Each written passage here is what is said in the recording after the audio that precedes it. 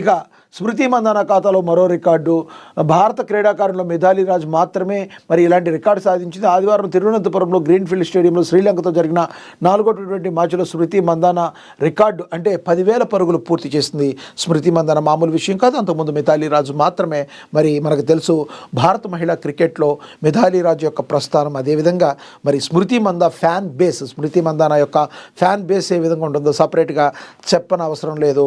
మరి ఆమె కేవలం 20 బంతుల్లోనే మరి 27 పరుగులు ఉన్న ఆమె కేవలం 20 బంతుల్లోని మైలురాయిని దాటింది. ఈ మ్యాచ్లో స్మృతి మందాన మొత్తంగా 48 బంతుల్లో 11 ఫోర్లు 3 సిక్సర్లతో 80 పరుగులు చేసి అద్భుత ప్రదర్శన చేసింది.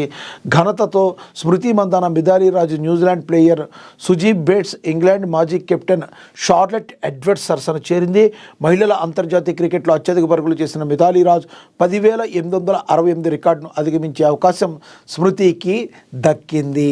మనందరం కూడా భారత మహిళా క్రికెట్ ఆడే మరి మహిళా మనులకు 100% శుభాకాంక్షలు తెలపాలి. ఎందుకంటే 10,000 పరుగులు చేయటం అంటే, ఆ మైల్ రాయిని దాటడం అంటే, ఆ మైల్ రాయిని రీచ్ అవ్వడం అంటే మామూలు విషయం కాదు.